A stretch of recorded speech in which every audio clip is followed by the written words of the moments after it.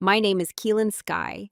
I'm in my early 30s, and for most of my professional life, I've worked in a field where visibility is often mistaken for value.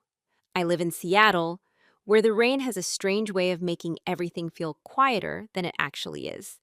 Maybe that's why I've always been comfortable working in the background. My role in the company where this story takes place was technically client strategy lead, though in practice it meant something simpler. I was the person who made sure the relationships held together when everything else got complicated. People who met me for the first time usually describe me the same way: calm, professional, easy to work with. Those words sound like compliments, and sometimes they were, but more often, they meant something slightly different. They meant I didn't interrupt meetings, I didn't compete for attention, I didn't turn every idea into a performance. In a lot of corporate environments, that kind of personality becomes invisible, and invisibility has an interesting side effect. People begin to assume things about you. They assume what you know, they assume what you don't know, and sometimes, without realizing it, they assume they can rearrange the story around you. This story begins on the day my manager stood in a quarterly review meeting and calmly explained to the executive team how my mistakes had supposedly cost the company a $1, $2 million client. He sounded confident, organized, certain.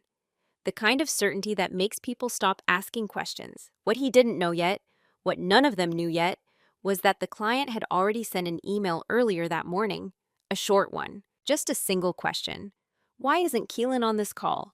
I want to be very clear about something before we go any further. This isn't a story about revenge. It isn't a story about dramatic confrontations or people being publicly humiliated. Real life rarely works that way. And honestly, I've never been very interested in those kinds of endings.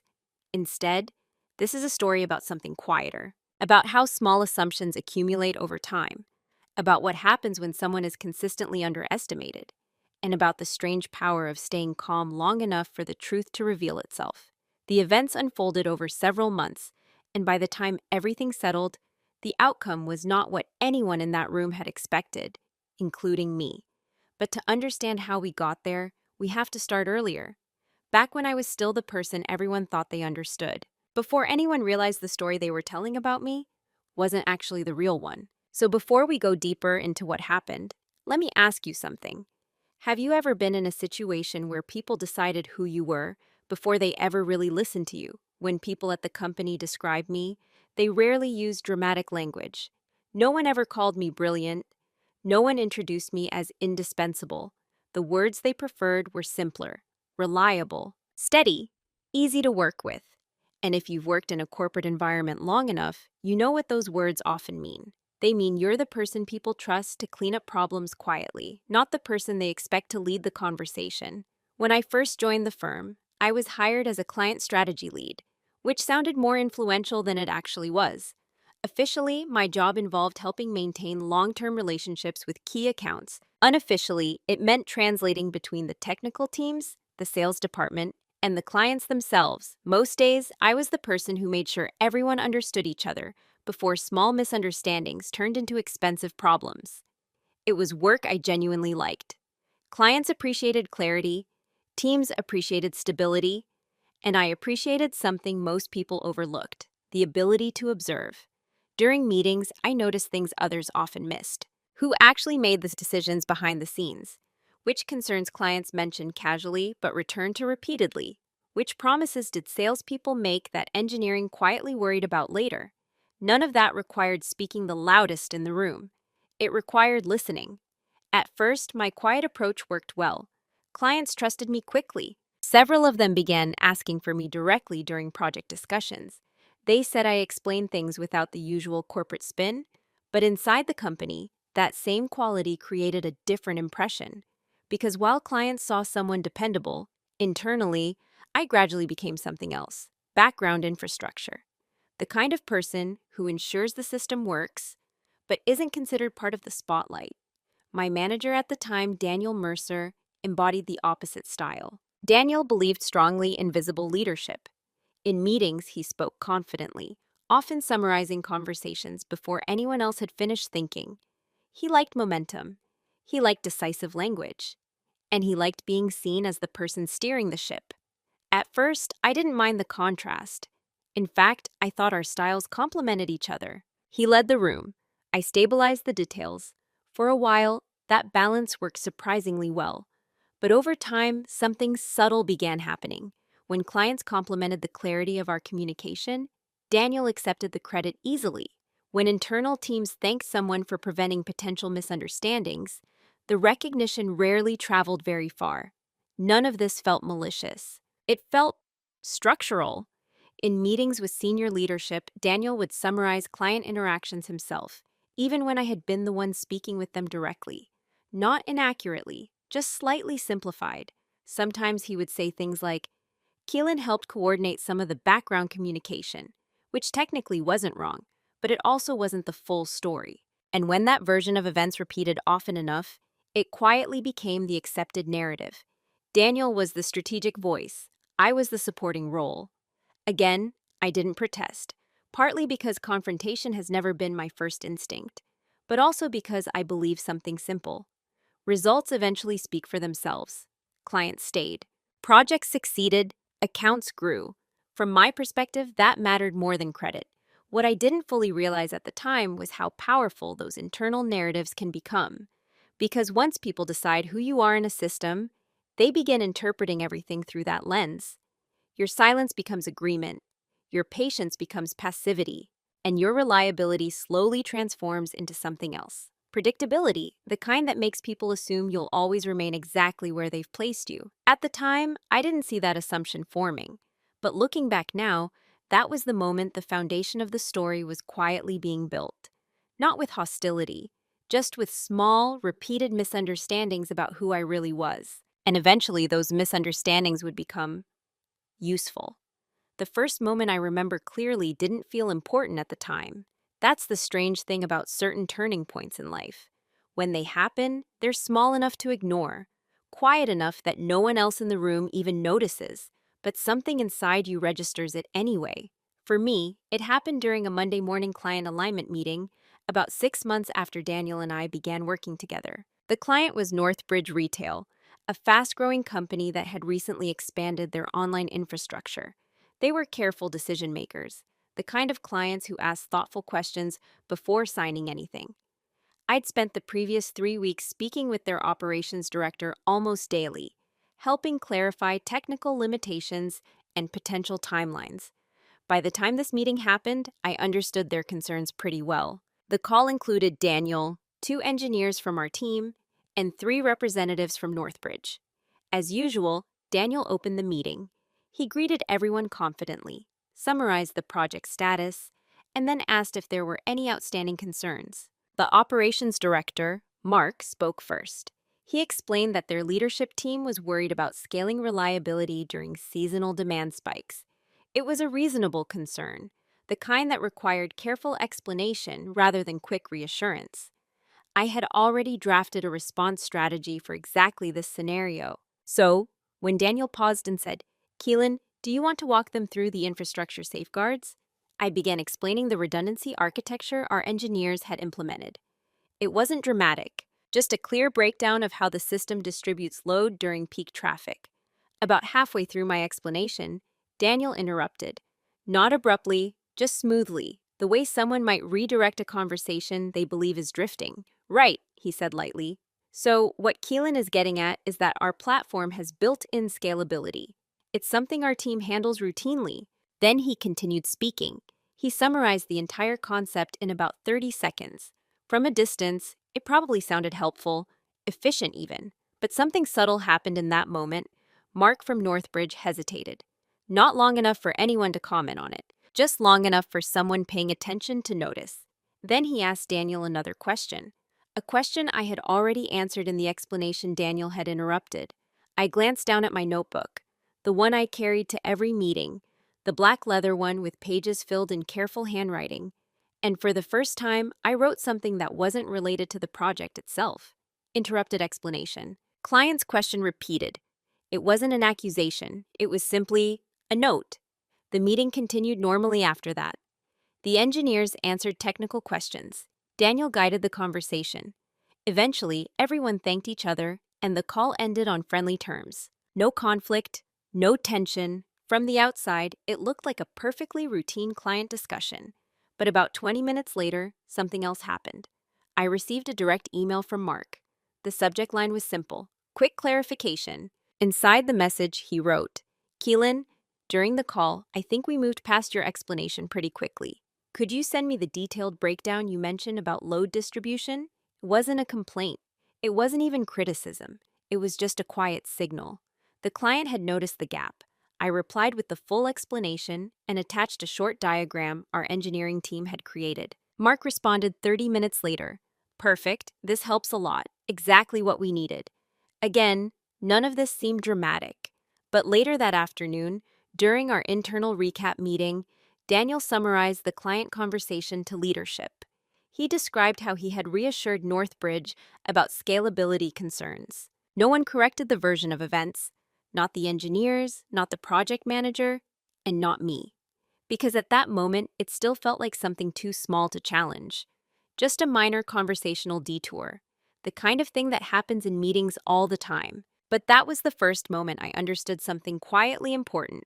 Daniel didn't interrupt because he disagreed with me. He interrupted because, in his mind, he assumed he should be the one explaining.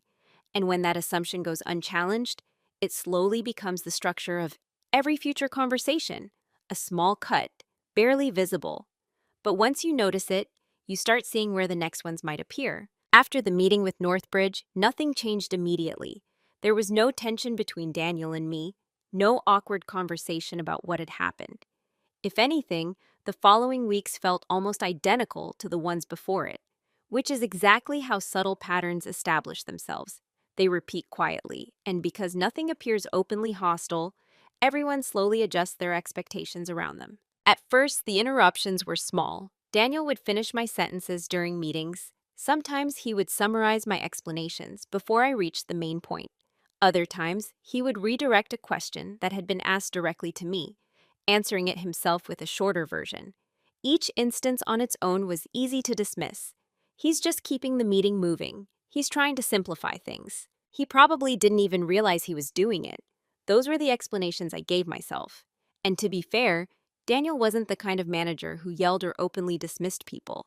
In fact, most colleagues described him as supportive.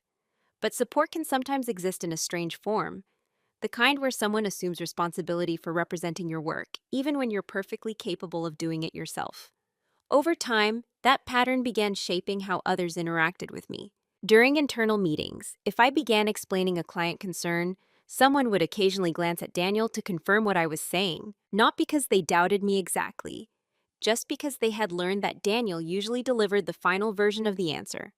At some point, I noticed that certain questions stopped being directed to me entirely. Instead, people would ask Daniel about accounts I personally managed, and Daniel would respond confidently, often accurately, but always slightly filtered. Again, none of it felt openly disrespectful. That's what made it complicated. Because if someone had asked me directly whether Daniel treated me unfairly, I probably would have said no. What I was experiencing wasn't hostility. It was a gradual replacement, a slow shift where the visible voice of the work moved away from the person doing most of the listening. I remember one specific afternoon when this realization became harder to ignore. We were preparing for a presentation to senior leadership about account growth projections. I had spent several days compiling feedback from 3 of our largest clients, including Northbridge. Their concerns weren't urgent, but they were important. They wanted more transparency in how our development timelines were communicated. It was the kind of insight that could improve long-term trust if addressed correctly. When the presentation began, Daniel stood at the front of the conference room and walked through the slides. About halfway through, he reached the section summarizing client sentiment. I recognized the bullet points immediately. They were taken directly from the summary document I had written the night before. Daniel explained the feedback clearly. The leadership team nodded, asking a few thoughtful questions. No one asked where the information had come from. No one asked who had gathered the feedback. And again, Daniel didn't claim anything inaccurate. He simply spoke as if the insights were part of his natural understanding of the accounts. I sat quietly at the table, my notebook open in front of me. And that's when I wrote another observation. Information flows upward. Credit flows toward visibility. I didn't write it out of anger, just curiosity, Because once you start paying attention to patterns like that, they begin appearing everywhere. The small interruptions, the summarized explanations, the slightly adjusted narratives about who said what to which client. Over time, the company's internal understanding of my role became clearer. Not a strategist, not a relationship builder. Support, reliable support, the person who made things easier for everyone else. And the more that identity solidified, the less anyone questioned it, including me. At least, for a while, because something else was slowly happening beneath the surface. Each small moment, each interrupted explanation, each borrowed insight was leaving behind a quiet record. Not publicly, not dramatically, just carefully noted in a black leather notebook that almost no one paid attention to. At the time, I didn't know those notes would matter later. I only knew that I wanted to understand the pattern before reacting to it. And sometimes the most powerful thing you can do in a situation like that is simply watch a little longer. At some point, every workplace develops a quiet understanding of who people are, not the official job titles printed in HR systems, but the roles that exist in everyone's minds. The fixer, the decision maker, the visionary, the difficult one. And then there are the people who make everything run smoothly without ever becoming the center of attention. By the time my second year at the company began, I had a pretty clear sense of which category everyone believed I belonged to. I was the one who kept things stable. If a client seemed frustrated, someone would say, maybe Keelan should talk to them. If a deadline felt unrealistic, I was often asked to help smooth things over. If an internal disagreement between departments started getting tense, my name would appear again. Keelan's good at explaining things. At first, I took that reputation as a compliment. It meant people trusted me. But slowly, I started noticing something else hidden inside those requests. No one expected me to lead those conversations. They expected me to repair them. There's a subtle difference. Leading means shaping the direction of a situation. Repairing means stepping in after someone else has already decided that direction. And once that pattern forms, it quietly defines your boundaries inside the organization. Daniel, on the other hand, occupied a different category entirely. He was the one leadership saw as the strategic voice behind several major accounts. His presentations were polished. His summaries were confident. And because he spoke often in executive meetings, people naturally associated him with the results those accounts produced, even when most of the day-to-day communication happened somewhere else. I remember one conversation that made this dynamic unusually clear. It happened late on a Thursday afternoon after a long week of client calls. Daniel stopped by my desk with his usual relaxed smile. "Quick thing," he said. "The executive team is asking for a short overview of the North Bridge account before next week's strategy meeting." That wasn't unusual. Leadership often wanted summaries of major clients. "What kind of overview?" I asked. "Just the high-level picture," he replied. "Where things stand, what their priorities are, any potential risks." I nodded. That was information I already tracked regularly. "I can send you a summary tonight." Daniel leaned slightly against the edge of my desk. "Perfect," he said. "That'll help a lot." Then he added something that stayed with me. "You're really good at this kind of background work." The comment was delivered casually, even kindly, but the wording lingered in the air for a moment. Background work. I knew he meant it as praise. From Daniel's perspective, I was the person who made complex information clear enough for leadership to understand quickly. That skill genuinely helped him in meetings, but the phrase also revealed something important. In his mind, the visible part of the conversation, the actual presentation to leadership, belonged to him. My role existed behind the scenes. I finished the summary that evening and emailed it to him before leaving the office. The next week, during the executive strategy meeting, Daniel presented the Northbridge overview using several points from the document. Again, nothing he said was inaccurate. The facts were the same, the priorities were the same, but the framing was different. Instead of describing ongoing conversations with the client, the presentation sounded like a strategic interpretation, as if the insights had emerged naturally from Daniel's oversight of the account. No one questioned it. Why would they? That version of the story fit perfectly with the role everyone already believed he played, and the role they believed I played. After the meeting, one of the senior directors approached Daniel in the hallway. "Great overview," she said. "You've clearly got a strong handle on that relationship." Daniel thanked her politely. Then he glanced briefly in my direction, not dismissively, just habitually, as if the structure of things was already settled. He leads. I support. That afternoon, I opened my notebook again, but this time, instead of writing about a specific meeting or interruption, I wrote something simpler. Roles are rarely assigned formally. They form quietly, through repetition. At that moment, I still wasn't planning to challenge that structure, but I had started to recognize it clearly. And once you recognize a role you've been placed in, an interesting question begins to form. Not why it exists, but whether you actually intend to keep playing it. If you had asked me at the time whether I planned to change anything about my role at the company, my answer probably would have been no. Not because I lacked ambition, but because, up to that point, the system still appeared to be working. Clients stayed with us. Projects were successful. And internally, I had a reputation for reliability that most people seemed to value. Quiet influence, I believed, was still influence. So I continued doing what I had always done, listening carefully, documenting conversations, and focusing on the long-term health of the accounts I managed. Then one Tuesday morning, something small happened that shifted the way I saw everything. It wasn't a meeting. It wasn't a confrontation. It was an email. The message came from Northbridge Retail, the same client whose concerns about infrastructure scaling had come up months earlier. The sender was Mark, their operations director. The subject line read, "Upcoming strategy call." Inside, the email was simple. He wrote that their leadership team wanted to schedule a quarterly strategy discussion with our firm to review the next phase of their partnership. The account had grown steadily, and they were considering expanding the contract into additional service areas. It was exactly the kind of conversation companies hope for with long-term clients. At the bottom of the email, Mark added a short sentence. "Keelan, since you've been the one walking us through most of the operational details, we'd really appreciate it if you could lead the discussion." I read that sentence twice, not because it surprised me that the client trusted me, but because of what it implied about how they experienced our relationship. From their perspective, I was already leading those conversations, even if the internal structure of the company didn't reflect that. I replied, thanking him, and suggested a few possible meeting times. Then I forwarded the message to Daniel so he could coordinate the schedule with leadership. His response came about 15 minutes later. "Great news," he wrote. "This sounds like a good opportunity for us." Nothing unusual about that either, but later that afternoon, Daniel stopped by my desk. "I saw Mark's email," he said.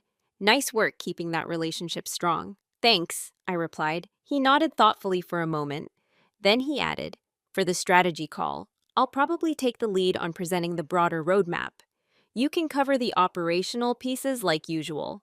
There was no hesitation in his voice. Note the suggestion that this needs discussion. It was simply the assumption he had always operated under. The conversation lasted maybe 30 seconds. But after he walked away, something inside me felt different. Not angry, not frustrated, just suddenly clear. For 2 years, I had been measuring my role through the lens of internal recognition, titles, presentations, leadership meetings. But the client had never seen it that way. To them, the person guiding their understanding of the system was already me. That realization sat quietly in my mind for the rest of the afternoon. Around 6 o'clock, the office had mostly emptied out. The usual evening quiet settled over the floor. The low hum of computers, the distant sound of a cleaning cart in the hallway. I opened my notebook again. For once, I didn't write notes about a meeting. Instead, I wrote a question. Who actually holds the relationship? It's a simple question, but in client-driven industries, the answer matters more than almost anything else. Companies believe contracts belong to the organization. In reality, trust usually belongs to individuals. And once I started thinking about it that way, several things suddenly made sense. The follow-up emails from clients asking for clarification, the direct messages asking if I could take a quick look at something, the way certain clients addressed me first when issues appeared. None of those moments had seemed extraordinary before. But that evening, sitting alone in the quiet office, I realized something important. While the company saw me as support, several of our largest clients saw me as the person who actually understood their business. That wasn't power. Not yet.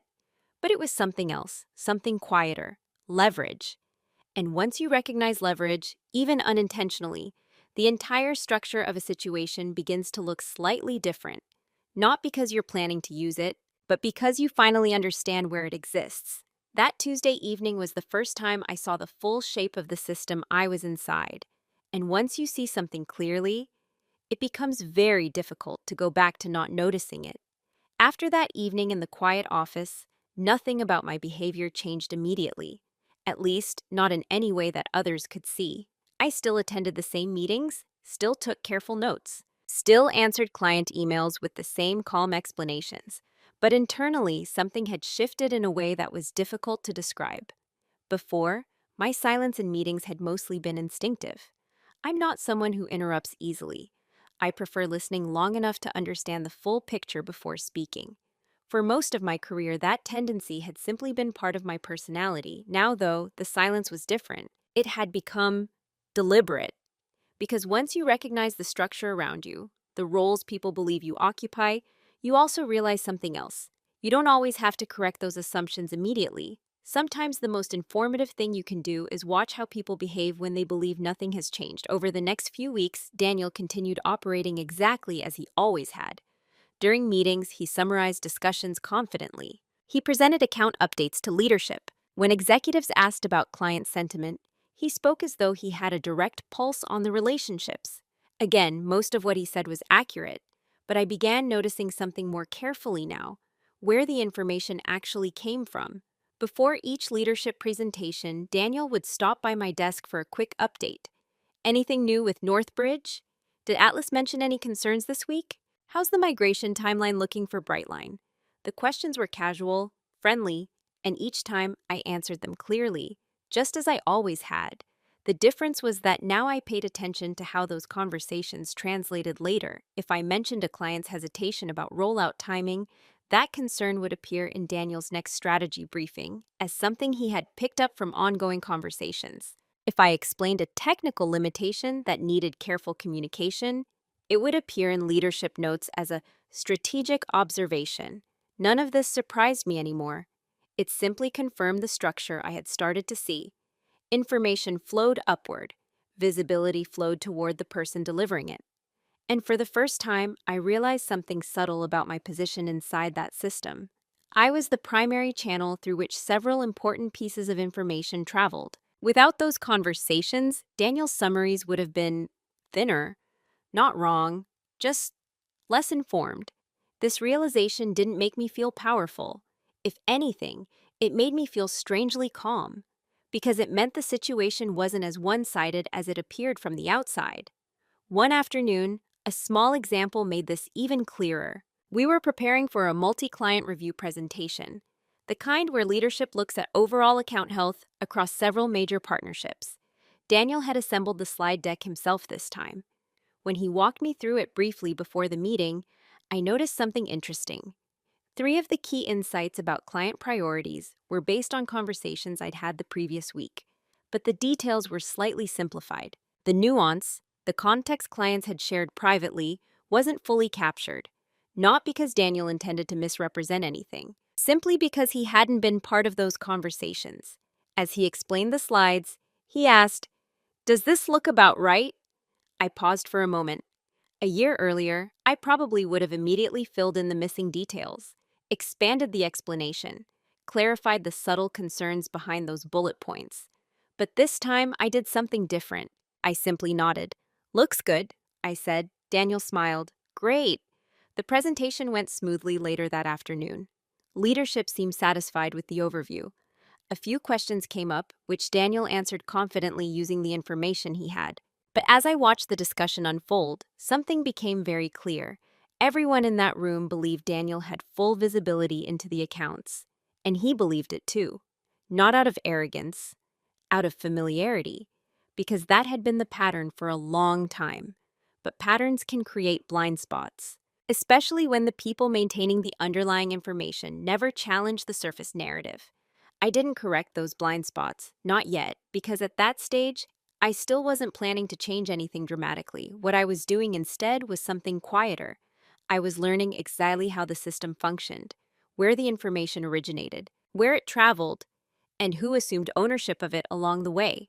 Understanding a system fully takes patience, and patience in situations like this is often mistaken for weakness. I knew some colleagues probably saw me that way. Quiet, cooperative, unconcerned about recognition. But by then, my silence had stopped being a habit. It had become a choice, and choices tend to lead somewhere eventually. From the outside, the next few months probably looked completely ordinary. Projects moved forward. Clients scheduled their usual quarterly calls. Internal meetings continued with the same predictable rhythm. If someone had watched my day-to-day routine during that time, they wouldn't have noticed anything unusual. I still arrived at the office around 8:30 most mornings, still carried the same black leather notebook into meetings, still responded to client questions with the same careful explanations. The difference was happening in places no one else was paying attention to. Because once I began thinking more seriously about how information moved through the company, I also started thinking about something else. Documentation. Not the official kind. Project reports and presentation slides. I mean the quiet record of how decisions actually happened. Who said what during meetings? Which client concerns appeared first? And where? When certain explanations were interrupted or rephrased later. For years, I had been writing notes almost automatically. It was simply part of how I processed information. But now those notes became more intentional. After each significant meeting, I wrote short summaries for myself. Not emotional reflections, just facts. Client question raised by Mark regarding infrastructure redundancy. An initial explanation given before the meeting summary was redirected by Daniel. Follow-up email requested detailed clarification.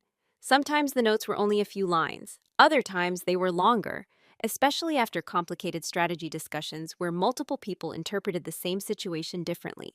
None of this was secret. Anyone who glanced at my notebook would simply see pages of tidy handwriting and bullet points, but the accumulation of those pages slowly created something valuable, a timeline.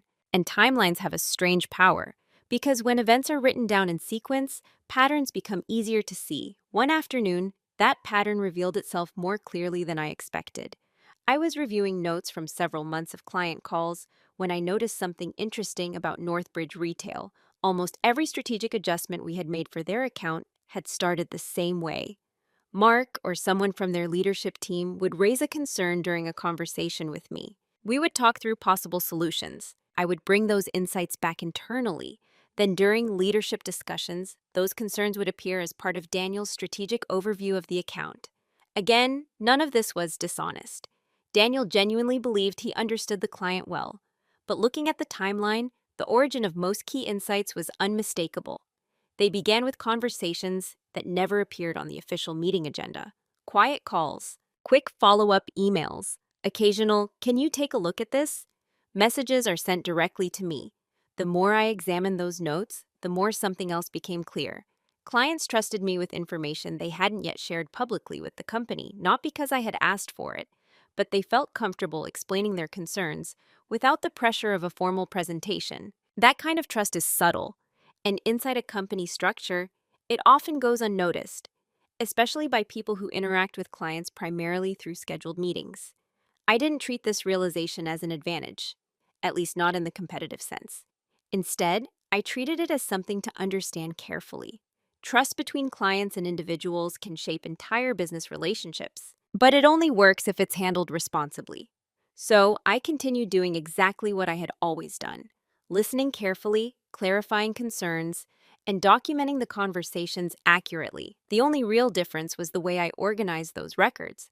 By late autumn, my notebook had become something slightly more structured. Not a diary, more like a quiet archive. Dates, context, key decisions, who was present, what the client actually asked for, and occasionally I included one more detail: who delivered the explanation later. No one at the company ever asked about those notes. Why would they? From the outside, I still looked like the same quiet person attending meetings and coordinating client communication. Reliable, supportive, predictable. Even Daniel seemed completely comfortable with the rhythm we had established. Before major presentations, he still checked in with me for updates. Anything new from Northbridge? Did Brightline say anything about the rollout schedule? I always answered honestly. But I also noticed something else during those conversations. Daniel never asked to join the client calls. He trusted the information would arrive through me, which meant something interesting had quietly happened without either of us discussing it. The company believed Daniel managed the strategic relationships, but the actual flow of communication with several key clients still passed through my desk. And because everyone believed the system was working exactly as intended, no one thought to examine it too closely. Not leadership, not Daniel, not even most of my colleagues. They saw the presentations, the confident summaries, the polished slides. What they didn't see was the quieter layer beneath it. The conversations happened before those meetings ever took place. The details recorded in a notebook that no one ever asked to read, or the slow realization forming in my mind as those pages filled up. Understanding a system isn't the same as planning to change it, but once you see how the pieces actually fit together, you start recognizing where the real leverage lives. And sometimes the people who appear the least powerful in a structure are the ones quietly holding the map. The moment when everything became unmistakably clear didn't happen in a meeting. There was no dramatic confrontation, no raised voices, no sudden discovery that shocked the entire office. Instead, it happened quietly one morning while I was reading an email. It was early, just after 8. The office floor was still mostly empty, the usual low hum of computers just beginning to fill the space. I had a cup of coffee beside my keyboard and my notebook open to the previous week's client notes. The message came from Northbridge Retail again. Mark had forwarded an internal message thread from their leadership team along with a short note. Keelan, thought you should see this before our strategy call next week. When I opened the thread, I realized it was a discussion between several members of Northbridge's executive team about their upcoming contract renewal with our firm. They were reviewing the performance of our partnership over the past year. Normally, clients don't share conversations like that. But as I read through the messages, one sentence appeared repeatedly in slightly different forms. Keelan has been the one who actually understands how our systems operate. Another executive wrote, if we move forward with the expanded agreement, I'd want her involved in the architecture discussions. And a third added something that made me pause. Honestly, most of our clarity has come through her explanations. Without that, I'm not sure we would have expanded this far. I leaned back in my chair and read those lines again. Not because they felt flattering, but because they revealed something I had only suspected before. From the client's perspective, the relationship wasn't anchored to the company's leadership structure. It was anchored to the person they trusted to explain things clearly. And in this case, that person was me. Mark's message at the bottom of the thread said simply, just wanted you to know how the team sees it. I sat there for a moment thinking about that. Not celebrating, just absorbing what it meant. Inside the company, the narrative was straightforward. Daniel managed the strategic relationship. I supported the operational communication. But on the client side, the perception was almost the reverse.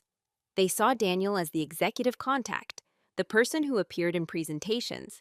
They saw me as the person who actually understood their problems. Neither perception was completely wrong, but the difference between them mattered more than anyone inside the company seemed to realize. I didn't forward the email thread to Daniel, not because I wanted to hide it, but the message wasn't meant for the company, it was meant for me. A quiet confirmation of something I had been slowly recognizing for months. Later that afternoon, another piece of the picture fell into place. Daniel stopped by my desk to review a few points before the upcoming Northbridge strategy call. He asked the usual questions.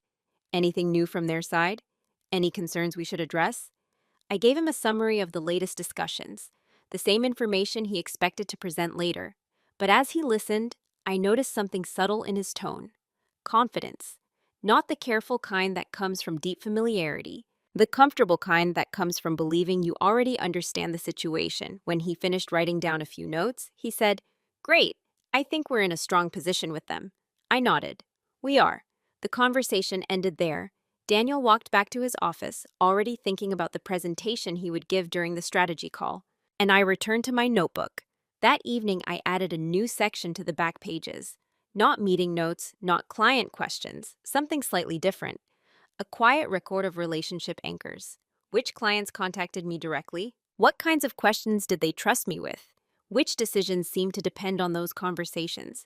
Again, none of this felt like a strategy. It felt like clarity, because by that point, something had become obvious. The real leverage in a client relationship rarely lives in the formal presentation. It lives in the moments when someone asks, "Can you explain this to me honestly?" And in those moments almost never happen in front of a conference room full of executives. They happen in quiet emails, short calls, private conversations where trust forms slowly over time. Looking at those notes that evening, I understood something I hadn't fully realized before. If the company ever lost one of those relationships, leadership would likely look at the visible structure first: the presentations, the executive meetings, the strategy documents. But the actual answer might live somewhere else entirely. In the quieter conversations no one thought to track, the realization didn't make me feel powerful. If anything, it made me feel responsible, because understanding leverage is one thing. Deciding what to do with it is something else entirely. And that decision was still ahead of me. The email thread from Northbridge stayed in my mind longer than I expected. Not because of the compliments. Those were nice, of course, but they weren't the part that mattered. What stayed with me was the quiet confirmation of something structural, something that had been forming gradually for months. Clients trusted individual. Companies assumed they trusted systems. Most of the time, those two realities overlapped closely enough that no one noticed the difference. But occasionally, the gap between them became significant. And when that happens, someone eventually has to decide how to handle it. For a while, I did nothing. The upcoming strategy call with Northbridge was scheduled for the following week, and I continued preparing for it exactly the way I always had, reviewing their latest technical questions, updating documentation for their expansion plans, making sure our engineering team had clear answers ready. From the outside, everything looked completely normal. But internally, I was thinking about something I had never considered seriously before: choice. Up until that point, my role in the company had mostly been shaped by circumstance. I joined the firm. I developed relationships with clients. Daniel became the visible strategic voice. None of that had happened through deliberate competition or conflict. It was simply how the system had evolved, but the more I examined it, the more I realized something important. I had been treating that structure as permanent, as if the role others assigned to me was the only one available. The truth was, it wasn't.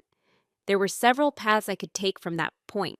The first option was the simplest: continue exactly as things were, maintain the client relationships, provide the insights Daniel needed for leadership meetings, allow the current structure to keep functioning. In many ways, that path would have been the least disruptive. The company was stable, my position was secure, and clients seemed satisfied with the work we were doing. But there was another possibility, a quieter one. I could start correcting the narrative, not dramatically, not through confrontation, just gradually making the underlying structure more visible. If a client asked for clarification, I could lead the explanation directly. If leadership asked about account health, I could contribute insights in those meetings myself. Over time, that might slowly reshape how people understand my role. It would require confidence, but not conflict. And then there was a third option, the one that took the longest to consider. I could step outside the system entirely, not immediately, not impulsively, but eventually. Because by that point, I had started noticing something else in my conversations with clients. Several of them had begun asking broader questions, not just about our current projects, but about strategy, architecture decisions, future scalability planning. They weren't always asking those questions in formal meetings. Often they appeared in short messages like, "Quick thought, if we were building this again from scratch, how would you structure it?" Or, "Out of curiosity, what do you think the biggest risk is in our current setup?" Those weren't questions directed at the company. They were questions directed at a person. And once I recognized that pattern, the possibilities in front of me looked very different. The upcoming strategy call with Northbridge became something more than a routine meeting. It became a moment where several paths could quietly begin diverging, not visibly, not dramatically, just through small decisions about who spoke and who listened. The night before that call, I stayed late at the office finishing my preparation notes. Around 7:30, the floor was nearly empty again. I closed my laptop and looked down at the notebook in front of me. The pages were filled with months of observations, interruptions, client questions, meeting summaries, patterns. At the very back, the section labeled Relationship Anchors had grown longer than I expected. I flipped through those pages slowly, and that's when the decision finally became clear. Not about leaving the company, not about confronting Daniel. Something simpler than that. I decided I was going to stop correcting the system for other people.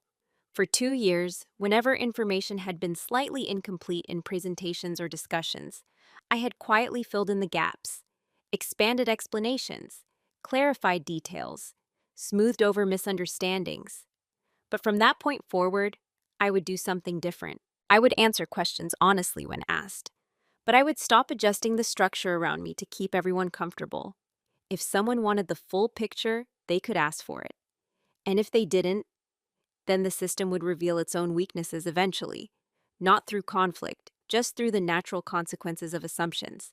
I closed the notebook and placed it back in my bag. The strategy call with Northbridge was scheduled for 10 o'clock the next morning, and for the first time since joining the company, I was curious to see how the meeting would unfold without my quiet corrections holding everything together. The Northbridge strategy call the next morning began exactly the way most of our client meetings did. Daniel opened the conversation. He welcomed everyone, thanked them for their continued partnership, and briefly summarized the agenda. His tone was confident, professional, and familiar to the client's leadership team. On the screen were 6 faces from Northbridge: Mark, their operations director, along with several members of their executive group. I recognized most of them immediately. We had spoken individually many times over the past year, but this time I kept my role exactly as I had decided the night before.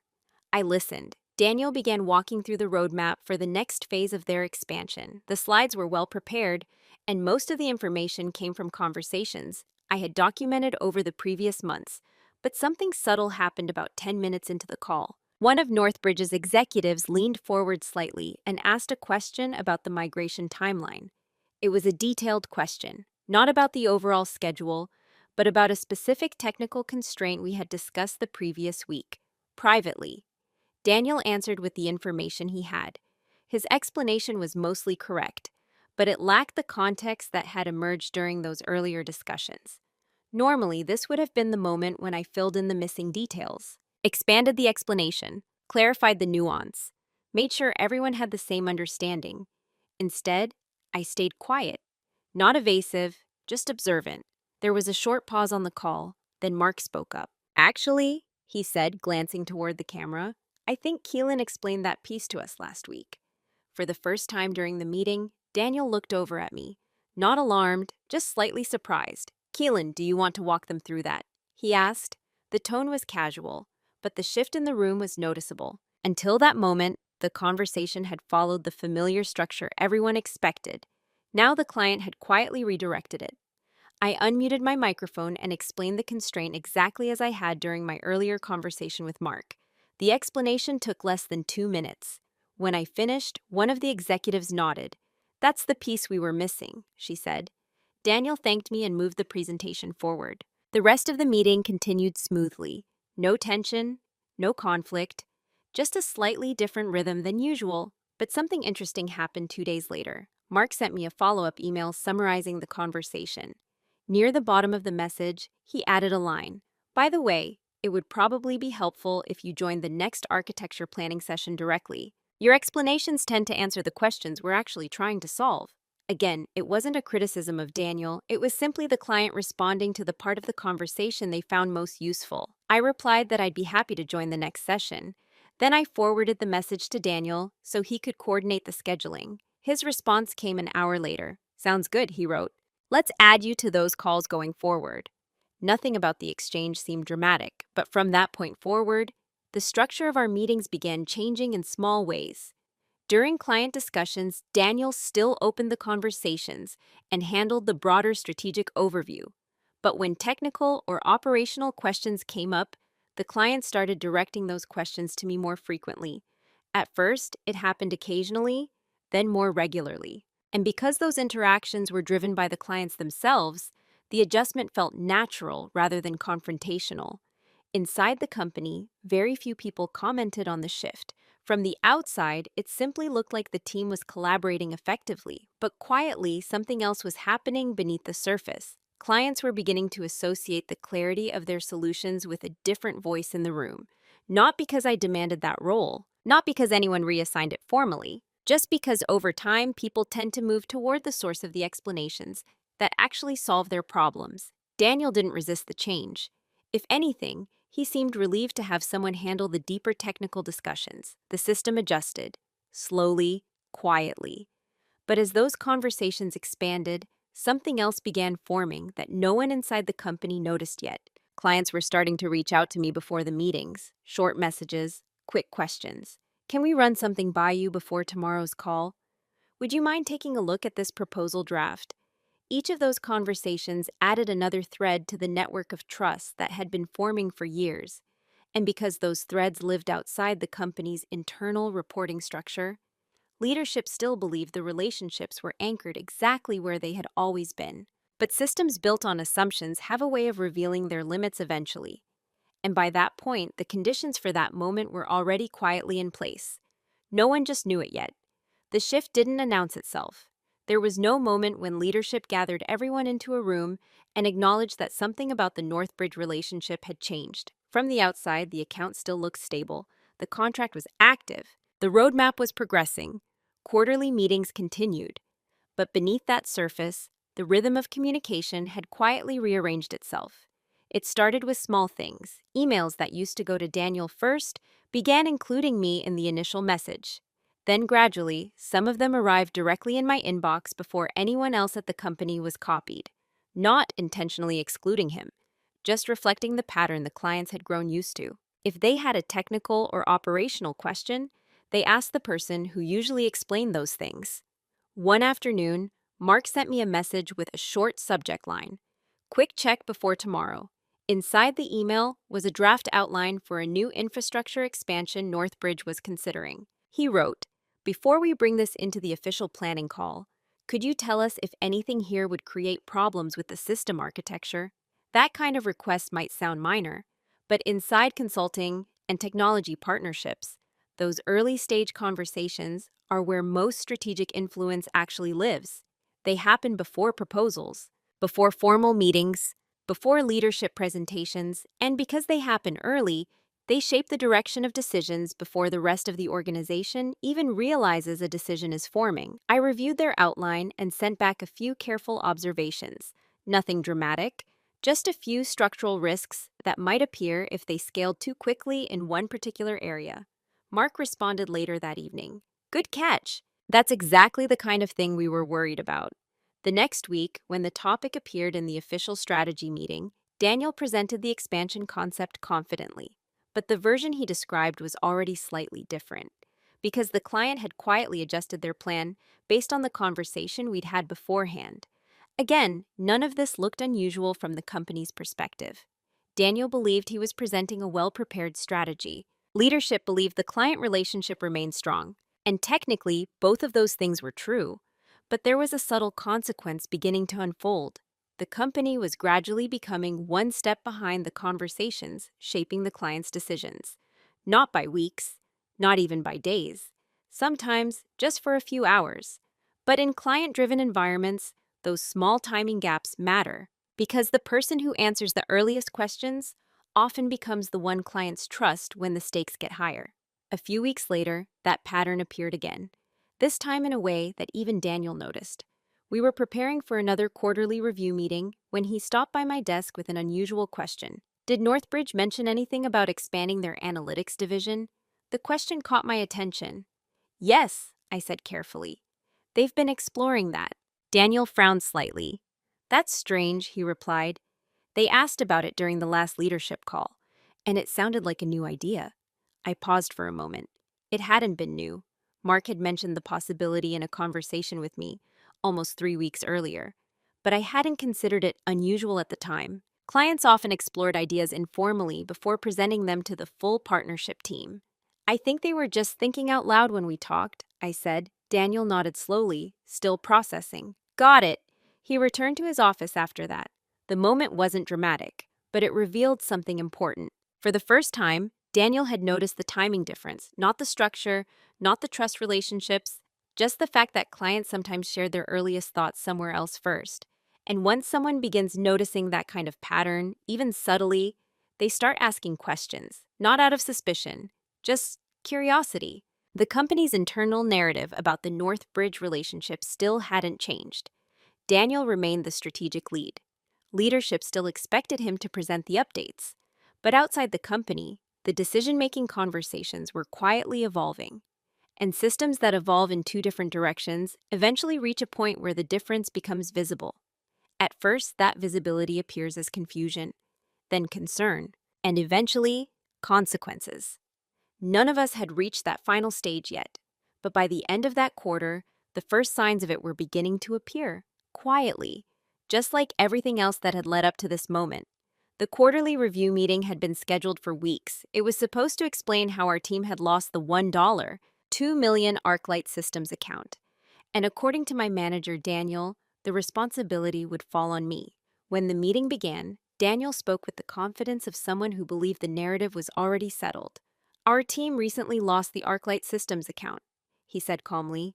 After reviewing the situation, we discovered several coordination failures that damaged communication with the client. His slides showed timelines and email summaries, carefully selected details that pointed toward one conclusion: that the problem had started in account coordination. My role: no one interrupted. In corporate meetings, people rarely challenge a confident explanation unless they already know something is wrong. Daniel continued walking through his presentation until the CEO raised his hand. "Daniel," he said quietly. Daniel paused. "Yes?" "I received an email this morning from the client." The room became still. The CEO read a line from the message. "We noticed Keelan Sky isn't included in the meeting. She has been our primary contact for the past year." Daniel hesitated. The CEO looked directly at him. "If she was their primary contact," he asked, "why isn't she part of this discussion?" For the first time during the presentation, the room's attention shifted toward me. Not suspiciously, just curious. And suddenly the story Daniel had been explaining didn't feel quite as complete as it had a few minutes earlier. The CEO turned toward me. "Keelan," he said calmly, "could you explain your role with the ArcLight account?" I nodded. "For the past 11 months, I've been their primary coordinator." I slid a few printed documents across the table. "These are the weekly reports they requested after the April rollout meeting." The HR director glanced through them. Each report was time-stamped and sent directly to the client's leadership team. Daniel shifted slightly in his chair. "They were just coordination summaries," he said. "They asked for them," I replied. Then I added one more detail. 3 weeks ago, the client also requested an expansion proposal for the contract. The finance director looked up immediately. "Expansion?" "Yes, the proposal is waiting for management approval." Daniel stared at the document. The CEO leaned back in his chair. "So the account wasn't lost?" "No," I said calmly. They paused renewal discussions because their last emails asking for leadership follow-up didn't receive a response. The room went quiet again. The account hadn't collapsed. It had simply been waiting for someone to answer. The CEO looked at Daniel. "I think we'll need a revised report." Then he turned back to me. "Keelan, please join the follow-up call with ArcLight this afternoon." I nodded. Of course. There was no argument, no raised voices. Just the quiet moment when the truth replaced a story that had sounded convincing a few minutes earlier. The follow-up call with ArcLight lasted less than 30 minutes. When the client joined the call, the first thing they said was simple: "Keelan, good to see you." They explained they had been confused when I wasn't included in the earlier meeting. For nearly a year, I had been their main contact. We reviewed the expansion proposal together. By the end of the conversation, they confirmed they wanted to continue the partnership. The account had never been lost. It had simply been waiting for the right person to respond. Back at the office, no one made a big announcement about what had happened in the meeting. But small things changed. My name appeared in client meetings automatically. People started asking for my input earlier in projects. Daniel and I kept our conversations professional and brief. There was no confrontation afterward, just a quiet understanding that the situation had been clarified. For me, the biggest change wasn't external. It was internal. I realized something important. Being quiet doesn't mean you're invisible. Sometimes it simply means you're paying attention while others are busy explaining the wrong story. Looking back, the most interesting part of this story isn't the meeting itself. It's how easily people accepted a confident explanation before checking the facts. That happens in many workplaces. When someone speaks with authority, their version of events can quickly become the official narrative, unless someone is prepared to calmly show the reality. I never tried to win an argument. I simply kept records, did the work, and stayed consistent. When the moment arrived, the truth was already there. And sometimes that's the quiet advantage of being underestimated. People reveal more when they believe you're not paying attention. Eventually, though, the truth has a way of entering the room. And when it does, you don't need to raise your voice. You just need to be ready.